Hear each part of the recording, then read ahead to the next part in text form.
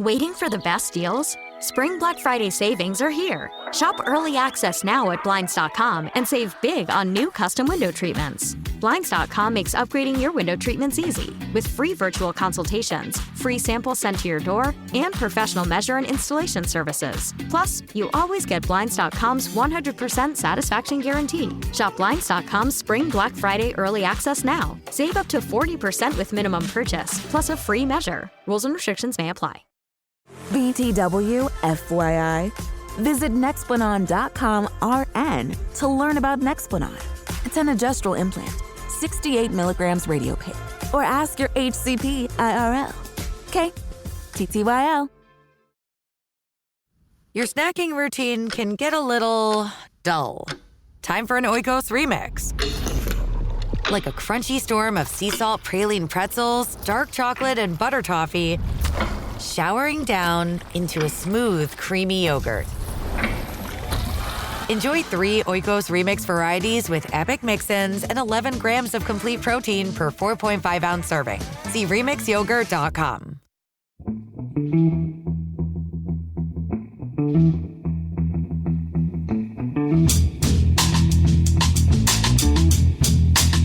Hello and welcome to The Price of Football, the show that looks at the money behind the beautiful game of me, Kevin Day, and Liverpool University's Kieran Maguire. You're obviously in a good mood, Kieran. Very flamboyant 3-2-1 there, you did. Someone's been out on the bicycle this morning, full of adrenaline and quinoa. They have indeed, yes. Yeah. Oh, well, good, yeah, it's Easter. I'm going to watch a match today. I've managed to put the Brighton performance of Brentford very firmly behind me. Went with the Baroness. Brentford very kindly invited us into the boardroom. So the Baroness decided to take on the Champagne Challenge. I'm sure the Baroness did, but I'm just slightly disappointed that man of the people, Kieran Maguire, was hanging out in the boardroom during a Premier League football game. Well, they had some organic quinoa on the Of course menu, they did. Well, Brentford are the Brighton of London, aren't they, essentially, Right. I think. And I hope the players will be wearing black armbands today, Kieran, as appropriate for the death of Il Papa. It's questions day, Kieran, but we've got a couple of news things I think we should get out of the way. First of all, congratulations to our boys Bodo Glimt. Oh! What? Wow. First ever Norwegian semi-finalist in the European Cup competition. Fantastic news. Fantastic. I'm absolutely made up for them, and we've been wouldn't say inundated, but there's been a steady trickle of contacts. Everybody wants to be our secret Norwegian. Yeah, well, we can only have. There's no rule that says we can't have more than one secret Norwegian. Maybe one in the Arctic Circle, one out of the Arctic Circle to reflect the different Norwegianisms.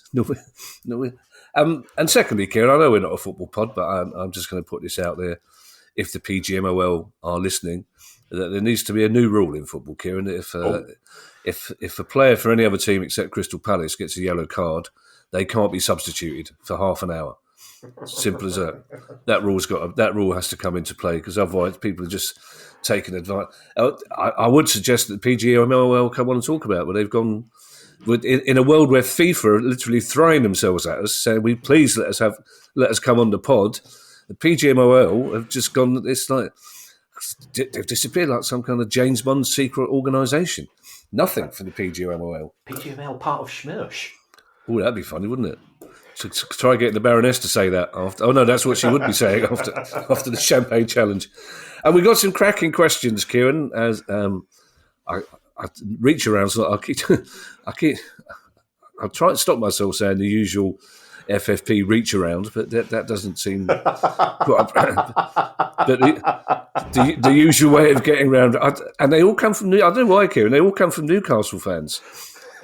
To the extent that I'm suspecting that Newcastle now have some poor little intern, whose job it is to pretend to be a Newcastle fan, to write to you to find out if there's a way of getting around PSR rules from you. But Matt Ford has our first question. And there's some good technical questions today, Kieran. I think this is a good one for you.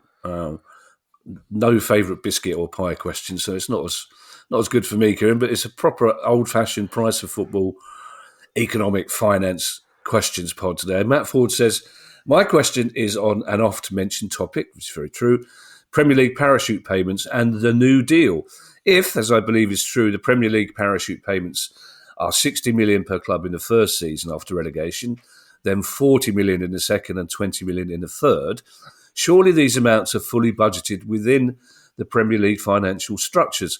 So if all three relegated clubs get promoted back to the Premier League at the first time of asking, surely this leaves £40 million times three and £20 million times three, which is budgeted for but not paid out. So why can that £180 million not be given to EFL clubs as part of the New Deal? Sorry if I'm missing something obvious. I mean, it increasingly, Kieran, with the same 3 or 4 teams getting relegated and promoted, it's a very valid question, Kieran, isn't it? Yes, I think one of the criticisms of parachute payments, and I'm broadly in favour of parachute payments, is that are they now becoming trampoline payments? So we're recording this on Easter Monday, and I think it's fair to say there's probably a 95% chance that both Leeds United and Burnley will be promoted today. Yeah. Which means that the Premier League will not have to pay parachute payments in respect of both of those clubs for the 25-26 season. If we take a look at the clubs who were relegated at the end of 2023, which was Southampton, Leicester and Leeds, 2 of those clubs went straight back up. So again, there's a lot of money being saved. The parachute payments, they do budget. They say worst case scenario, none of the clubs is going to come up in the next 3 years. So therefore, this is what we're going to have to pay out. I think what grinds the gears of many is that should this windfall benefit of parachute payments, which are not having to be distributed to the clubs that have been relegated, if that money was divided in an equitable manner, then there would be sympathy towards the Premier League. But the Premier League effectively say, well, we're going to keep all of that money. So that means that, Matt's question is a valid question, except the values you've got, Matt, are slightly too high. I think in year 1, it's around about 44 million, 35 in year 2 and 16 in year 3. But the broad principle is absolutely correct. This money is being recycled back into the Premier League. We have spoken at length when talking about the Premier League's legal bill. Well, the money saved by Southampton, Leicester, Leeds United and Burnley returning to the Premier League so quickly has effectively paid for the Premier League's legal costs and a bit more, should there be further legal costs. So whilst I'm fully aware of some clubs who they're sort of quasi-opposed to the Manchester City case, purely on a cost basis, actually, gang, those costs aren't going to be borne by you because these clubs have come straight back up again. So it does seem harsh, given the existing gap between the Premier League and the EFL. The Premier League are very defensive about it, as you'd expect them to be. Could this be changed through a new deal? The simple answer is yes, but it would be necessary to have 14 teams to vote in favour. And that's what it always comes down to.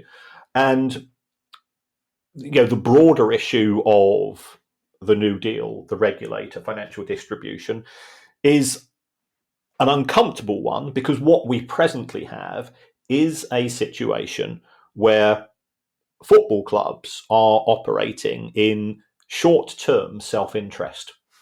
I don't have an issue with that.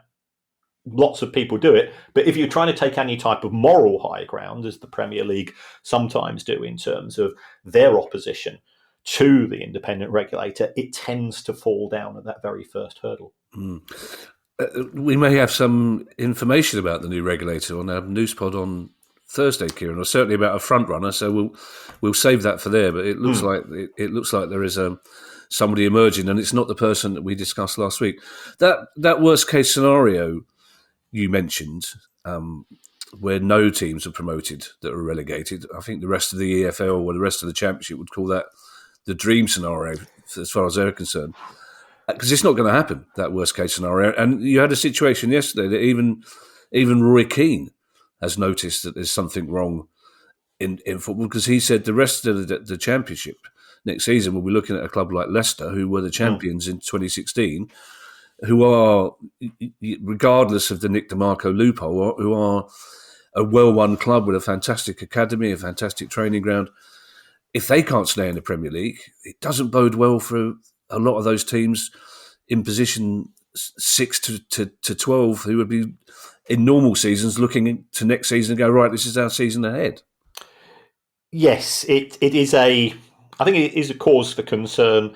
Have we got a de facto 25-26 team Premier League where we've just got a little bit of rotation for the bottom six and the top six of those two divisions? That is certainly a worry. Does that stifle ambition? At the same time, look at Luton Town, from non-league to Premier League, fantastic. Yeah. Ipswich Town, from League One to Premier League in effectively in 15 months. So it can be done, but it's not the fact that these clubs are coming up and getting relegated. It's the fact that these clubs are coming up, and realistically they're relegated by February. Yeah. Whilst mathematically it's not been the case until where we are at present. To have 3 teams down with 5 games remaining is not good for the product, because football is based on jeopardy. Liverpool are going to win the Premier League this week. Fantastic, thoroughly deserved. Nobody's denied that they've been a magnificent set of results and magnificent football as we've seen. The 3 sides down. So what? We're now sort of squabbling over minor European places. If you're trying to sell the Premier League, and who wants to watch the battle for 5th place? You can't really put that. That's not going to get NBC to go and to shell out an extra 50 million a year, is it? Well, it isn't, but it's certainly what Match of the Day and Sky are clinging on to. It's the race for that all-important final championship spot.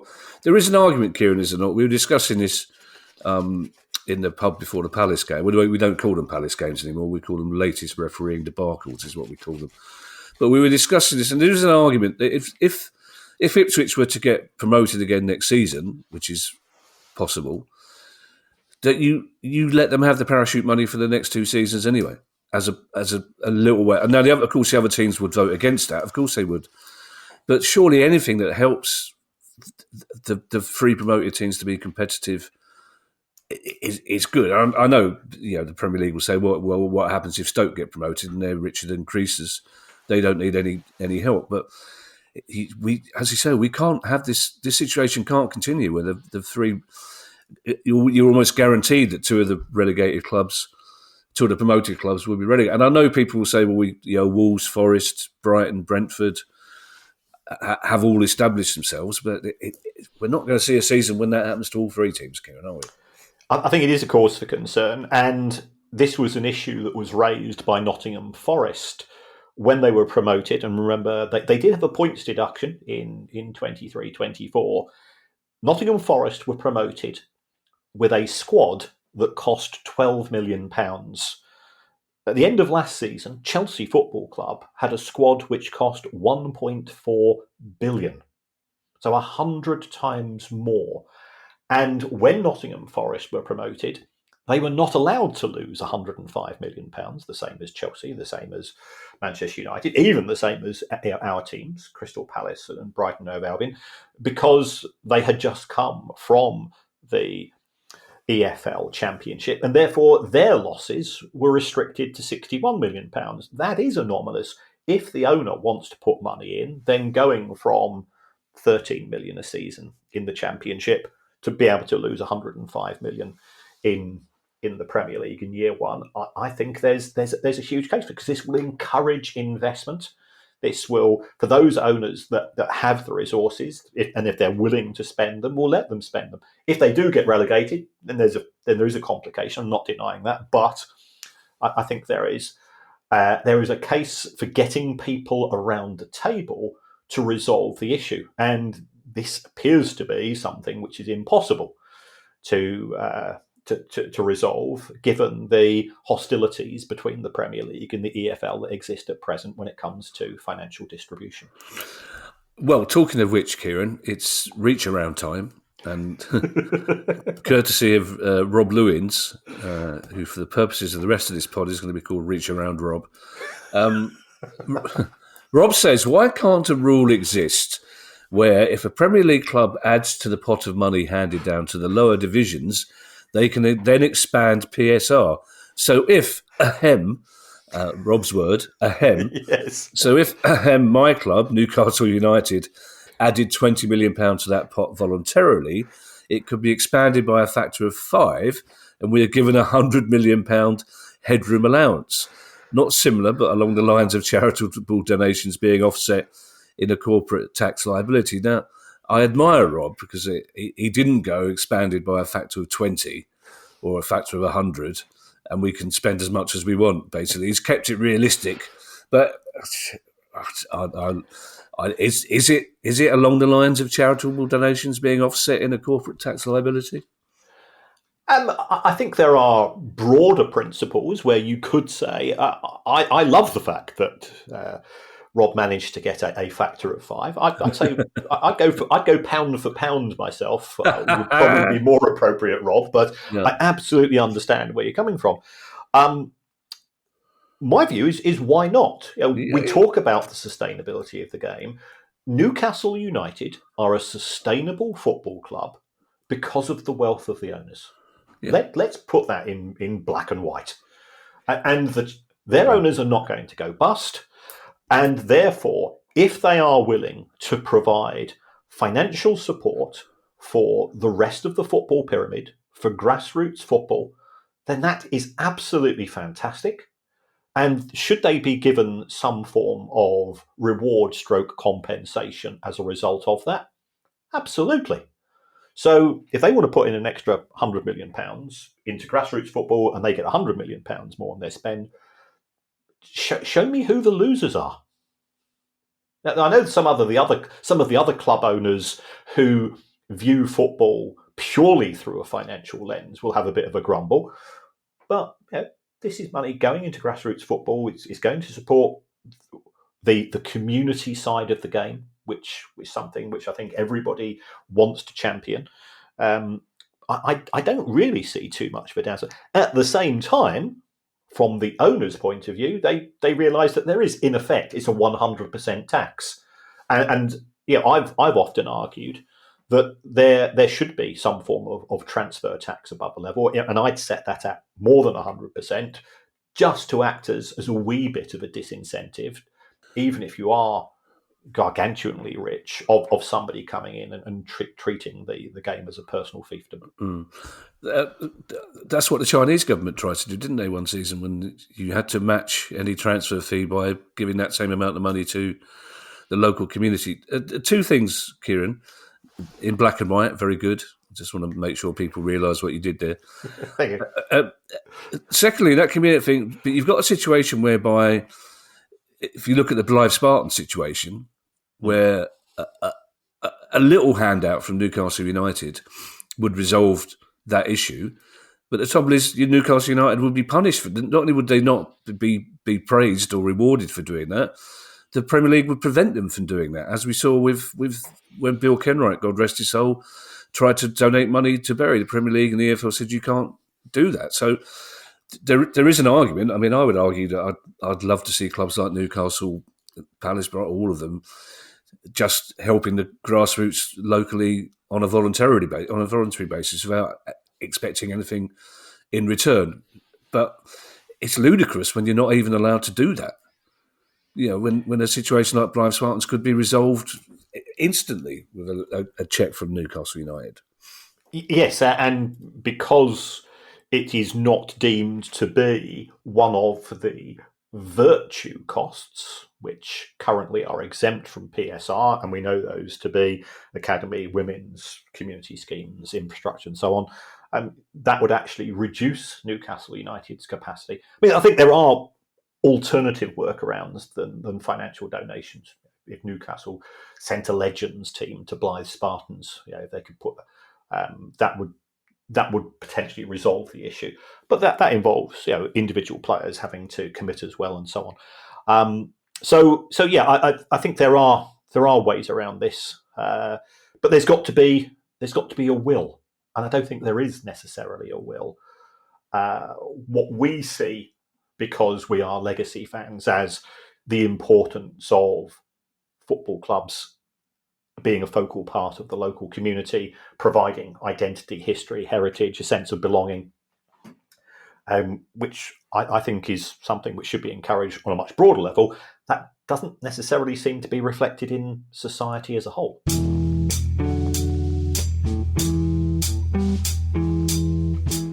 When you think about super successful businesses that are selling through the roof, like Heinz or Mattel, you think about a great product, a cool brand, and brilliant marketing. But there's a secret. The business behind the business, making selling simple for them and buying simple for their customers. For millions of businesses, that business is Shopify.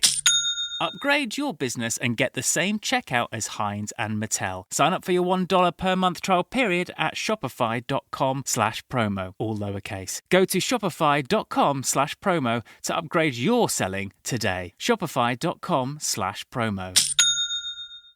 This podcast is supported by Progressive, a leader in RV insurance. RVs are for sharing adventures with family, friends, and even your pets. So if you bring your cats and dogs along for the ride, you'll want Progressive RV insurance. They protect your cats and dogs like family by offering up to $1,000 in optional coverage for vet bills in case of an RV accident, making it a great companion for the responsible pet owner who loves to travel. See Progressive's other benefits and more when you quote RV insurance at Progressive.com today. Progressive Casualty Insurance Company and Affiliates. Pet injuries and additional coverage and subject to policy terms.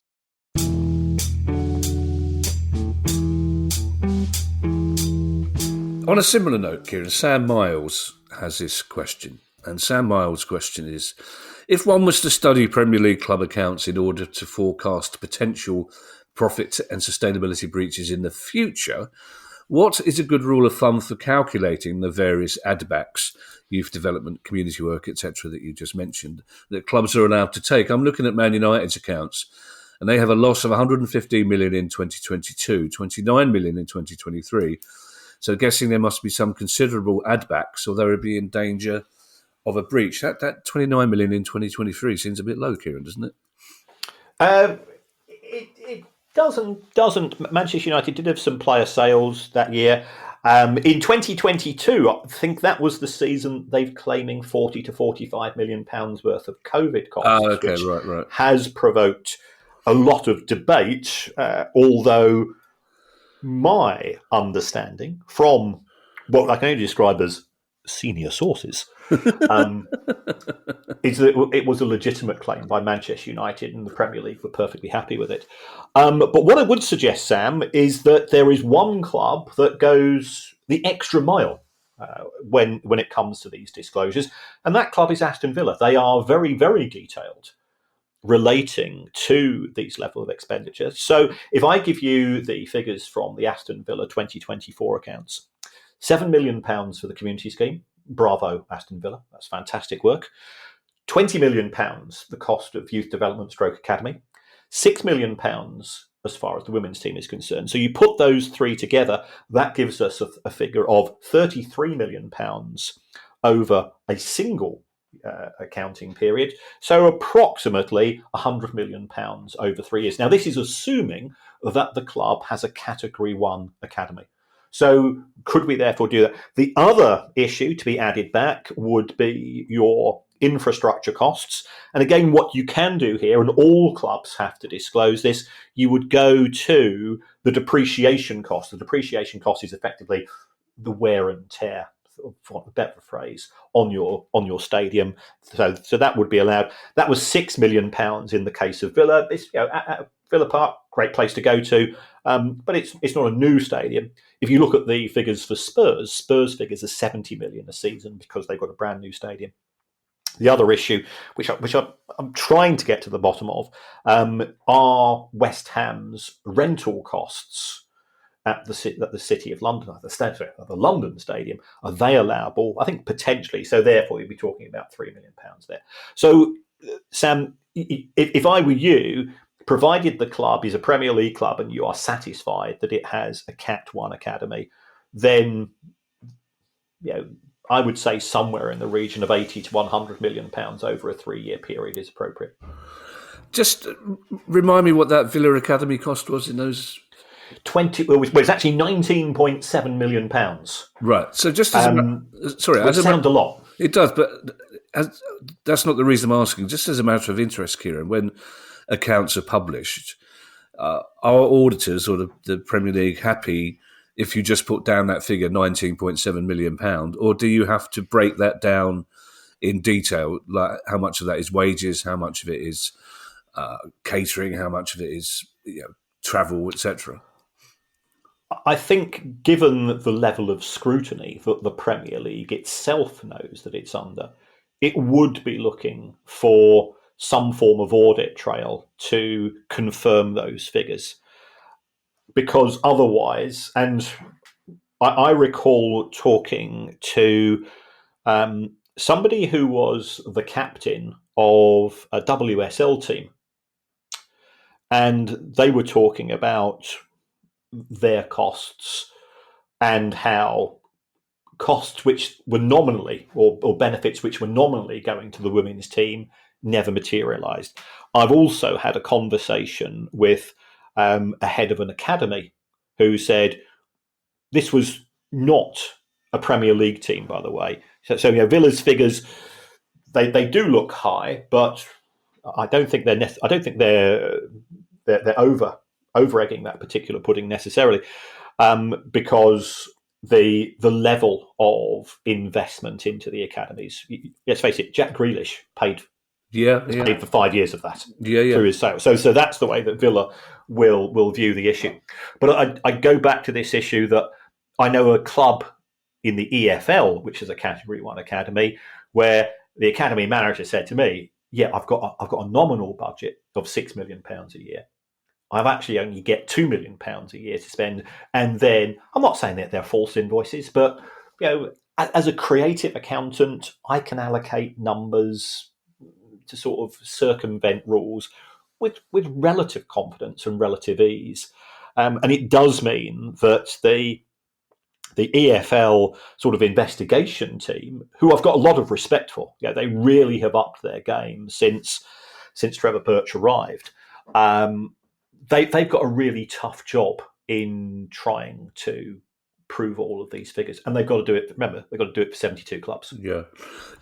I'm not suggesting for a moment that Aston Villa has inflated that account. Oh no. I'm just interested to know in which detail, in how much detail any club has to go into. Yeah, that they would have to do a significant breakdown. You'd probably have to say for every expense over, let's say £5,000, you've got to be able to back it up with this, that, and the other. Oh, right. So in the Premier League, most expenses are over £5,000. So that's a lot of scrutiny. Yeah. Okay. Yeah. Our next question comes from Morgan Knock. Congratulations, Morgan. I think that's 2 questions in 5 weeks. I'm just wondering what it is he has. Which photograph of Guy Morgan is sitting on? And that sounds even more sinister than the idea he's sitting on a photograph of Guy. Clearly, Kieran likes to... I'm going to bail out of that because the next thing I was going to say sounded inadvertently rude as well. So Morgan Knock, long-term fan of the show, hello Morgan, says the National League extended its playoffs down to 7th place a few years ago. Has this led to a greater number of teams running at a loss to chase that extra playoff place? And did this change influence the greater number of teams moving to a full-time playing staff? Very interesting question. Yes, Morgan. You are right. I mean, one of the things which I have been observing, because I put together a National League spreadsheet every season, is that the level of losses has been increasing in that particular competition. Not a criticism. Again, it comes down to individual owners, many of whom are ambitious. There is not a cost control set of rules historically which has prohibited owners coming in. So when Wrexham were promoted, they lost over £4 million. When Stockport County were promoted, they lost £5 million. But they both got owners who want to do something for the local community. And the local community says, absolutely fantastic. And there's not necessarily huge downside, but the clubs are being subsidised. Where does this leave the clubs which are being run as sort of as a fan-owned organisation, or historically on an owner says, right, you can lose 100 grand a year max, it does make it more difficult for those clubs to be competitive. There's no doubt about that. It does look as if the National League is now considering some form of cost control, but the excitement of the playoffs has certainly meant that we go back to that situation where I remember when I was talking to a chief executive of the club, and I said, why do you allow yourselves to get into these pickles? And his reply was, or her, well, just put yourself in my boots. We're in the third week of January. We've got a week left of the transfer window. We're 8th or 9th. It could be in League One, could be in the Championship. So we're in the running for a playoff place. We've spent the budget for the year. The manager comes to me. Look, I've just seen this lad. Really tasty, not cheap, but it could be the difference. I reckon we've got a really good chance of getting into the playoffs if we sign him. And in the Championship, you go, well, it's 6-7 million quid, and he's looking for decent wages. He wants 20-25 grand a week, 3.5-year contract, and you go, okay, £7 million plus. That's it's going to cost us £12 million over 3.5 years. But if he's as good as the manager thinks we are, and we get promoted to the Premier League, we go from £9 million TV to 100. I'll phone the owner, and I phone the owner, and the owner goes, my head says no, my heart says go, and it is absolutely amazing. For anybody that has watched the documentary series Sunderland Till I Die, and the legendary signing of Will Grigg, where again January window, the owner went through this process, and even the manager says, personally, I don't think we should spend more than £1 million on the player.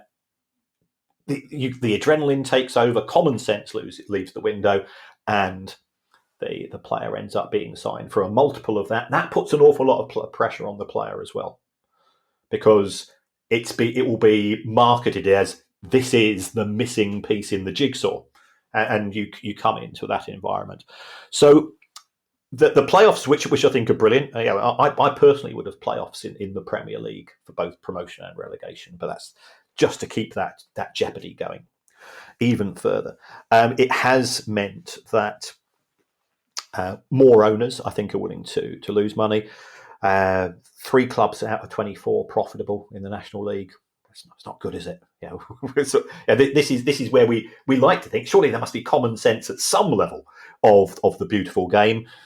It's not the case. And in relation to Morgan's second comment, greater number of clubs moving to a full-time playing staff. Yes, because owners are willing to fund those losses. 30 or 40 years ago, Kieran, when our generation of fans, if Palace were away in the northeast somewhere I couldn't afford to go or couldn't get there, you'd go to Tooting and Mitcham, or you'd go to Carshalton and Sutton, who were in the Southern League then, or the Isthmian League.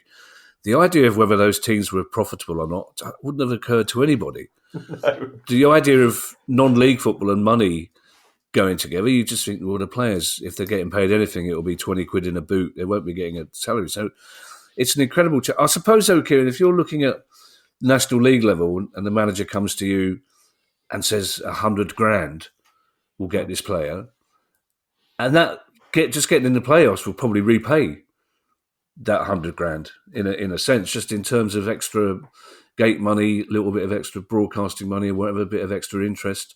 So at that level, you can understand it. It's when a couple of divisions up, when you're talking about a 10 million quid investment to possibly get you into the playoffs. But the downside is, if it doesn't get you in the playoffs, he signed a 3-year contract. You're absolutely right. And the if is doing an awful lot absolutely of heavy lifting there, and has certainly created an ongoing issue. It is crazy, but isn't part of the reason why we love football because it is crazy? Because it doesn't bear any resemblance to reality. Yeah, that's true. And provided the club and provided those owners stay there, and that's the issue. that is going to be the biggest challenge for both the industry itself and the regulator, should the regulator be appointed, then I have no problem. I mean, you're quite right, Kieran. When the reality of the rest of the world is as horrendous as it is at the moment, you kind of like Pawson's Arms, safe place, safe place. Our next question comes from, Ali's listening, so home, safe place, safe place. I apologise in advance for this to James Bean. This question comes from James Bean, and he must have had this for the last 20 years, but I have spent 10 minutes thinking about James Dean, Mr. Bean crossovers. Basically, it gave me a very happy 10 minutes thinking about my apologies, James. It's cheap, but I'm a comedian, so I'm cheap for a living, essentially. James says, and it's a simple, old-fashioned one-club question, Kieran, I'd love to hear what your take is on the position of Harrogate Town.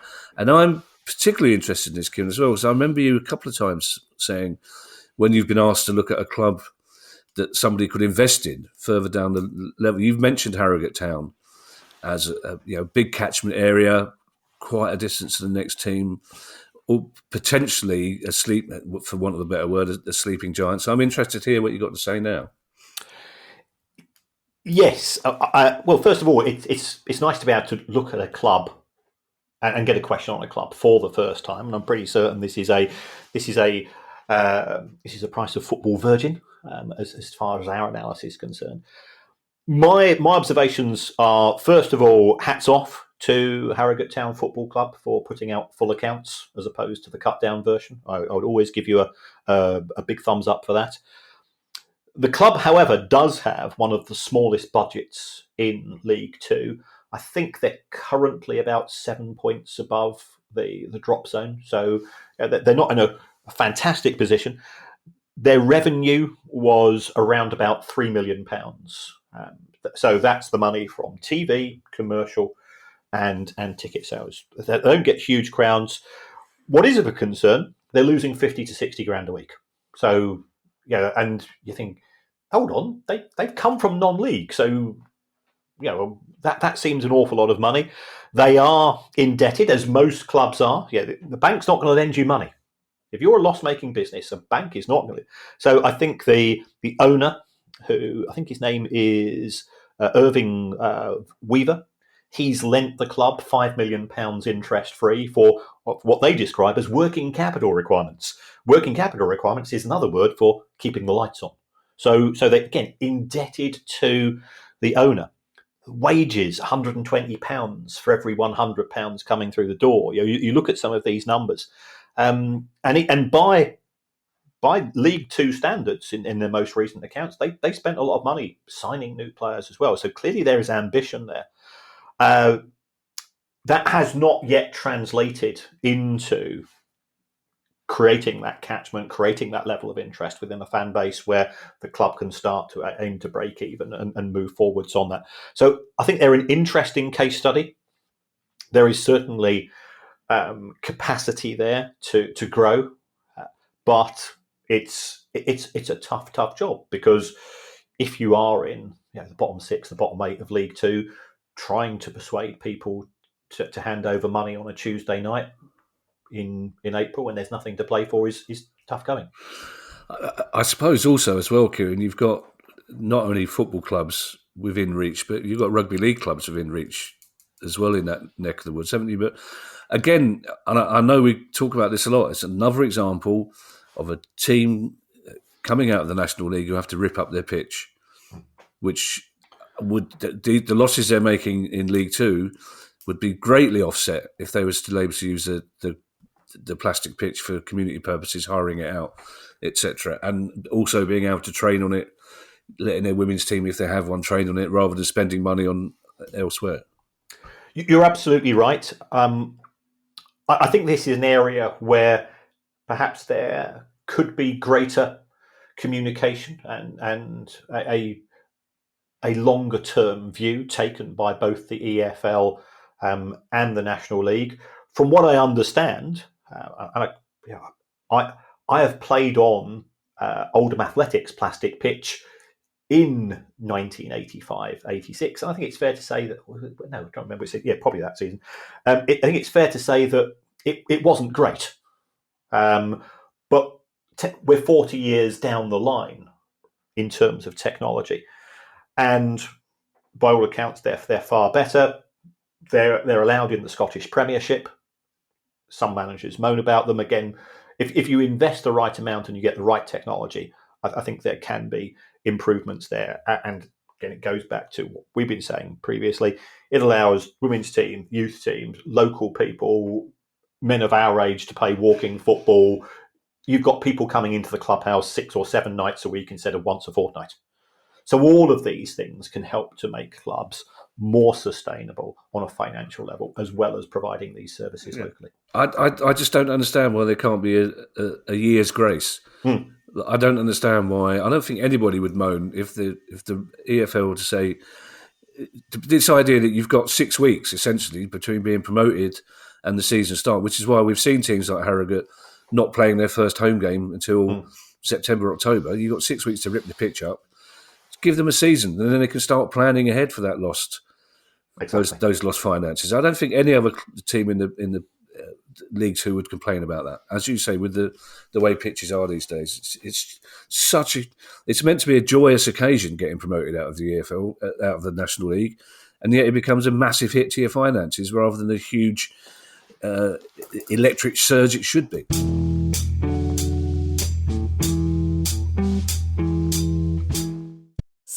So good, so good. Great gifts for mom? We've got them. And they're up to 60% off at Nordstrom Rack stores now. You know they have Marc Jacobs? Gotta show mom some love. That is so good. Snag amazing deals on Mother's Day gifts from Barefoot Dreams, Kate Spade New York, and more. Great brands, great prices. That's why you rack.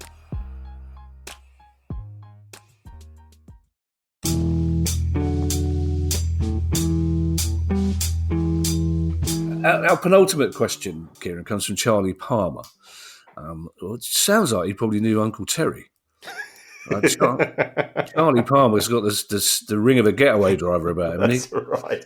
He should be on Minder. He should be, shouldn't he? Charlie Palmer says, what, if any, impact has there been for FIFA since they lost the licensing revenue from EA Sports? And has it at all had an impact on world football as a whole? Interesting question. Fascinating question. FIFA's finances are, I was about to say, a law unto themselves, but they are intriguing. Electronic Arts is the single biggest sponsor outside of World Cup years. It was estimated that for the rights to the FIFA name, it was costing EA $150 million a year for the rights to the FIFA name. And the reason why that relationship ended was twofold. First of all, FIFA wanted to double the price, and EA said, we don't think we're getting value for money. And secondly, I think EA wanted more for their money. So the opportunity, if they're going to spend that amount of money on a license, that they could use NFTs, that they could use other vehicles to try to recoup some of their money. So that has collapsed. I seem to recall at the time that FIFA said, it's not going to be a problem. We're going to write our own code and we're going to build our own game. And I'm thinking to myself, you've got absolutely no idea what it takes to do such an activity, and nothing has materialized as yet. Although it has to be said, FIFA are, of course, selling their coins and their other products in what looks like an increasingly desperate attempt to A, raise money, and B, raise interest in the Club World Cup. So yes, there has been a financial hit to FIFA. It's not stopped them from being able to distribute money to each of the members. And then there are many laudable projects being undertaken and effectively funded by FIFA. And there are also many, many good people at FIFA. Not everybody, but there are many, many who are. As Gianni Infantino congratulated Mark Carney on becoming Canadian Prime Minister. Yeah. I haven't noticed, Kieran. I've not noticed that. And that's strange because I work on a topical TV news programme, so it's really strange that it hasn't coming. Yes. Okay. Especially given that Canada are hosting the FIFA World Cup in 2026. Strange that. Elbows up. Electronic Arts. Sorry, Kieran, you sounded like a public school teacher just there for a moment. Elbows up, everybody else. You took me slightly off balance there, Kieran.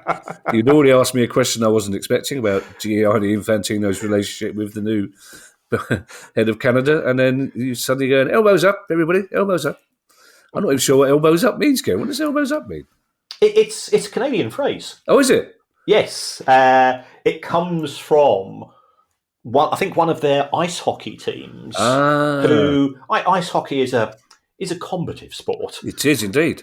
And there's a famous. I don't know the name of the player whose approach was these are going to be a tough opposition. Right. Elbows up. And Mark Carney, who is the ex governor of the Bank of England, who is now the Canadian PM, when the relationship between Canada and America, the United States of America, was souring rapidly, right. And various accusations. I think one along the lines of, we've had 50 states in the United States for a very long time. Shall we increase that to 51? Let's go north.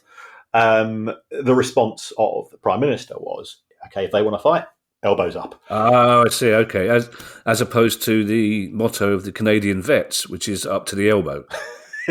Yes. Yeah. Okay. Yes. I like elbows. There's a missing reality show there, isn't there? There is indeed. I also love the fact that Donald Trump, etc., don't realise why Canada existed in the first place, which is specifically because they didn't want to be part of the United States of America. Yes. Yes, absolutely. But that's for another pod. It is indeed. Yeah. I wonder if FIFA say about us. What the price of football? There's some nice people at the price of football. Not all of them. Not all of them, but yeah, most. They do some good work. Sometimes. Yeah. Yes. So FIFA now have, instead of, and it used to be, it was always a big thing. The annual iteration. Ooh. It is now called EA Sports FC, as opposed to FIFA. FIFA have signed licenses with, I think, 700 clubs around the world to be able to use their intellectual property in terms of badge strips. They've got deals with players. They've got deals with the Premier League to use the stadiums and so on. I think the Premier League gets around about 100 million a year itself. So, it's a very expensive investment as far as EA is concerned. And it's significantly different from the good old days of sensible soccer and so on, where David Beckham would be your number 7 player. And so on. Those days of innocence are sadly no longer with us. I know. Oh, imagine how much Subbuteo would have to pay now for the floodlight rights. Oh, amazing! Why have you got, a mate of mine used to have all the Subbuteo. Bought Subbuteo floodlights. What for? It's the middle of summer.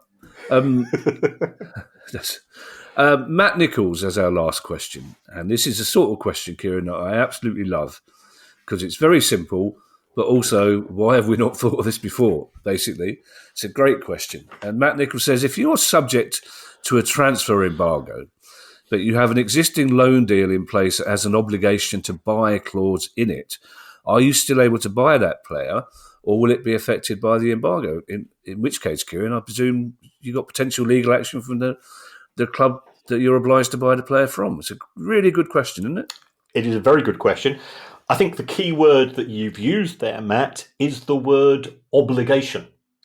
So therefore, at the date the initial loan signing is made, if that is prior to the transfer embargo, which by definition it would have to be, then you have to fulfill all of your obligations in relation to all outstanding contracts. So a transfer embargo prevents the club from signing new contracts. So as this one has already been signed, the only outstanding issue would be, has the obligating clause in the contract been triggered? So we talk about an obligation to buy, but there has to be a trigger event. And if we go back to our favourite John Kevin Augustine story, which was Leeds United had signed a contract which said if Leeds United are promoted by the end of the season, then they must buy the player. So because that contract came into existence prior to the transfer embargo, it would be exempt from any subsequent embargo. Very briefly, Kieran, speaking of embargoes, we know, or Sky are reporting that the EFL will extend the deadline for Reading to be sold again. Have you got any information on that? Because I believe it's today or tomorrow that it was due to expire. I think it is due to expire in the next 24, 48 hours. Progress is slow. The front runner as far as buying Reading Football Club is Rob Cohig, the former owner of Wycombe Wanderers. He has made some progress, I understand. He did have exclusivity some time ago, and that expired. There have been ongoing legal issues. The problem is, to a certain extent, Dai Younger has got 99 problems, which are pressing him. Yeah, and Reading Football Club isn't one. And you might say, well, surely that's completely unfair for Reading Football Club fans. Absolutely, that is the case. From what I understand, his issues back in China are very pressing. What he simply should do is delegate the sale of the club to the chief executive, let them get on with it, and so on. But I think he's taking the view, I'm going through a tough period. I'm going to be vindictive towards the fans and the people connected to the club. Well, fingers crossed when we come back on Thursday, Kieran, for our news pod, we'll be able to talk about that more and, who knows, more optimistically. Don't forget you can now join our Price of Football Club where you'll get ad-free listening, bonus episodes and more. And to do that, just go to priceoffootball.com and click on Join the Club to sign up today. If you have a question you'd like answered on the show, email us at questions@priceoffootball.com. Morgan Knock will obviously know that off by heart, but that's not an issue. Don't forget you can follow us on Twitter X and you can find us on YouTube. And if you'd like to buy our book, you can find details on the website priceoffootball.com. As I said, we'll be back on Thursday. In the meantime, so hand you over to Mr. Kieran Maguire for his customary farewell. Well, thank you as always, everybody, for getting in contact. I'd just like also to remind people there's less than a week to go before we're coming to Rotherham. And a big thank you to both the Yorkshire Post and the Rotherham Advertiser for some very kind words they've written about us. We are really looking forward to meeting you all. We've got John Crute from Chesterfield, the CEO of the year as far as the EFL League 2 is concerned. So congratulations, John. John's going to be our guest. We will be doing up-to-date stories, and we will also be having a Q&A in the second half of the show. So if you are a Price of Football listener and you've been waiting 8 months and made no progress, this is a chance to jump the queue. And whilst we will formally have to stop the show at some point, I suspect we will be in the bar until chucking out time to answer ad hoc questions and be able to answer some of those questions which we can't necessarily answer on the show itself. Yeah, we might as well, on our slips of paper that we use, we might as well just write into a Dejan Chansiri now. It will save a lot of people coming the bother of writing it out. Bye, everybody. Bye. The Price of Football.